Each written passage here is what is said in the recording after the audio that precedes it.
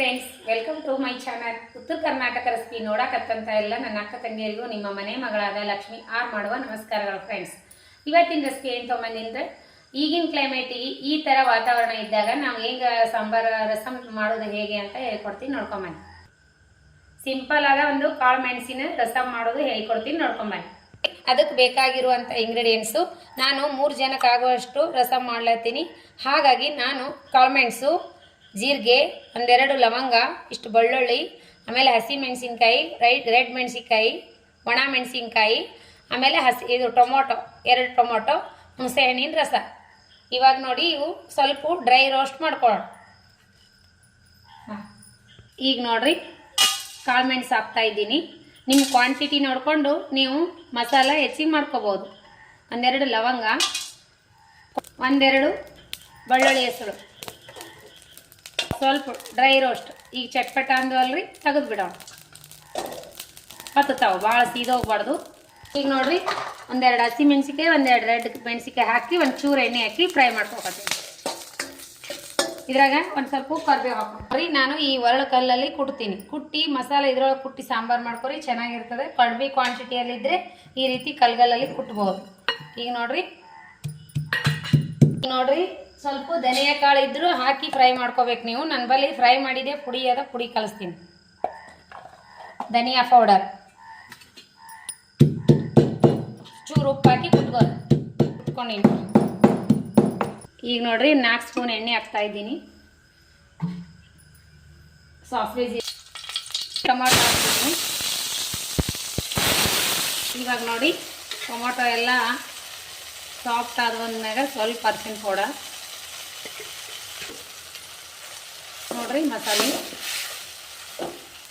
ಚೆನ್ನಾಗಿ ಸಾಫ್ಟ್ ಆಗಲಿ. ಇದು ಉಪ್ಪು ನೋಡ್ಬಿಟ್ಟು ಹಾಕೋಣ. ಇದ್ರೊಳಗೆ ಹಾಕಿ ಕುಟ್ತೀವಿ. ಟೊಮೆಟೊ ಸಾಫ್ಟ್ ಆದ್ಮೇಲೆ ಒಂದು ಸ್ವಲ್ಪ ಕೊಬ್ಬರಿ ಪೌಡರ್ ಹಾಕ್ತಾ ಇದ್ದೀನಿ, ಟೇಸ್ಟ್ ಚೆನ್ನಾಗಿದೆ.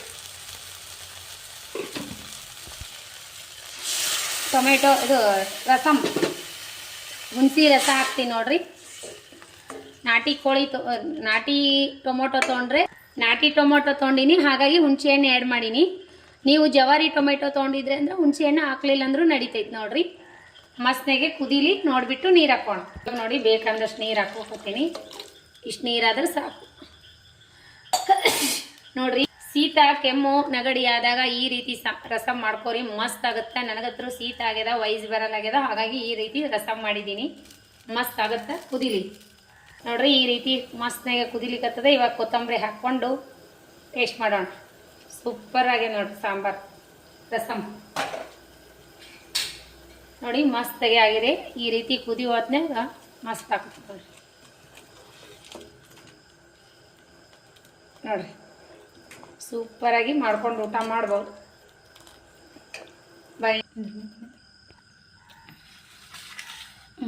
ಮಸ್ತ್ನಾಗೆ ರೆಡಿ ಆಯಿತು ರಸಮ್. ಸಿಂಪಲ್ ಆಗಿ ಟೇಸ್ಟಿಯಾಗಿ ಮಾಡುವಂಥ ರಸಂ. ಕೆಮ್ಮು, ನೆಗಡಿ, ಶೀತ ಬಂದರೆ ಈ ರೀತಿ ರಸಂ ಮಾಡ್ಕೊಂಡು ಊಟ ಮಾಡ್ರಿ.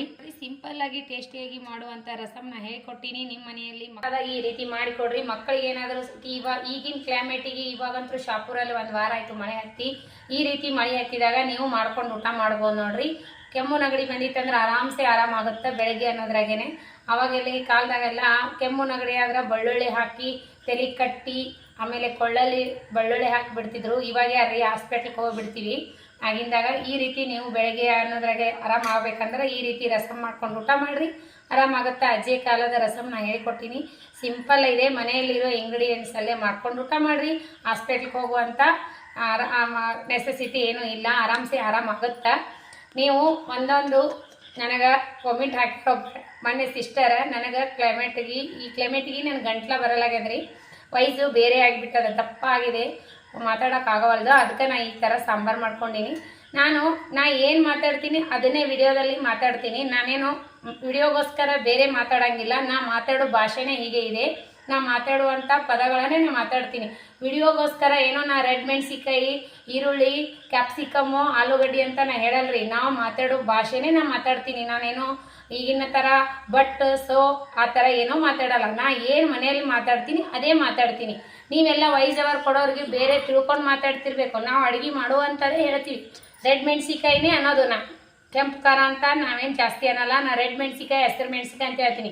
ಇವಾಗೆಲ್ಲ ಯಾರಾದರೂ ಕೆಂಪು, ಹಸಿರು, ಹಳದಿ ಅಂತ ಯಾರಾದರೂ ಹೇಳ್ತಾರ? ಅವಾಗಿನ ಕಾಲದ ನಂಗೆ ಯಾರು ಹೇಳಲ್ಲ ರೀ. ಇವಾಗ ಮಕ್ಕಳಿಗೆ ಓದಿಸ್ತಾರ ರೆಡ್ಡು, ವೈಟು, ಬ್ಲ್ಯಾಕು, ಬ್ಲೂ ಅಂತ ಹೇಳ್ತಾರೆ. ಈಗ ಯಾರು ಕರಿ ದಾರ ಕೊಡು, ಕೆಂಪು ದಾರ ಕೊಡು ಈ ರೀತಿ ಯಾರು ಅನ್ನಲ್ಲ ರೀ. ನಾ ಮಾತಾಡೋ ಭಾಷೆನೇ ಹೀಗೆ ಇದೆ. ನೀವು ಯಾರು ಬ್ಯಾಡ್ ಕಮೆಂಟ್ ಹಾಕಬೇಡ್ರಿ. ನಾನು ಏನು ಮಾತಾಡ್ತೀವಿ ನಾವು ಹೊರಗಡೆ ಅದೇ ಮಾತಾಡ್ತೀವಿ. ನಾವು ಅಡುಗೆ ಮಾಡೋ ಹೊತ್ನಾಗ ಸಾಸಿವೆ ಜೀರಿಗೆನೇ ಅಂತೀವಿ. ಏನು ಹೋಗಿ ಏನಾರ ಬೇರೆದು ಹೇಳ್ತೀವ? ಏನು ಹೇಳಲ್ಲ ರೀ. ನೀವು ಏನು ರೀತಿ ಕಮೆಂಟ್ ಹಾಕ್ತೀರಿ ಆ ರೀತಿ ಕಮೆಂಟ್ ಹಾಕ್ಬೇಡ್ರಿ. ನಾನು ಇನ್ನೂವರೆಗೆ ಯಾರೂ ಕಮೆಂಟ್ ಆ ರೀತಿ ಹಾಕಿಲ್ಲ. ನಿಮಗೆ ಇಷ್ಟ ಆದರೆ ನೋಡಿರಿ, ಇಲ್ಲಿಲ್ಲ ಅಂದರೆ ಯಾರೂ ಇಷ್ಟ ಆತವ್ರು ನೋಡಿರಿ. ನನಗೆ ಯಾರೂ ಈ ಥರ ಹೇಳಕ್ಕೆ ಹೋಗ್ಬೇಡ್ರಿ. ನಾ ಮಾತಾಡುವಂಥ ಮಾತನ್ನೇ ಮಾತಾಡ್ತೀನಿ. ನಾನು ಮಾತಾಡೋದು ಅಚ್ಚ ಕನ್ನಡ. ನಾನೇನು ಇಂಗ್ಲೀಷ್ ಪದ ಬಳಸಲ್ಲ ಇದ್ರೊಳಗೆ. ನಾನು ಏನು ಮಾತಾಡ್ತೀನಿ ಅದನ್ನೇ ನಾನು ಮಾತಾಡೋದು. ಅಡುಗೆ ಮಾಡೋ ಹೊತ್ನಾಗ ಅದನ್ನ ಸುಧಾರಿಸಿ. ಇಷ್ಟ ಆಗಿತ್ತಂದ್ರೆ ಲೈಕ್ ಮಾಡಿರಿ, ಶೇರ್ ಮಾಡಿರಿ. ತಕ್ಷಣವೇ ನಿಮ್ಮ ಅನಿಸಿಕೆ ಅಭಿಪ್ರಾಯವನ್ನು ಕಮೆಂಟ್ ಬಾಕ್ಸ್ನಲ್ಲಿ ತಿಳಿಸಿ. ರಸಮ್ ಸೂಪರ್ ಆಗಿದೆ, ಟೇಸ್ಟ್ ಮಾಡಿ ನೋಡೋಣ ಬನ್ನಿ. ಸೂಪರ್ ಆಗಿದೆ,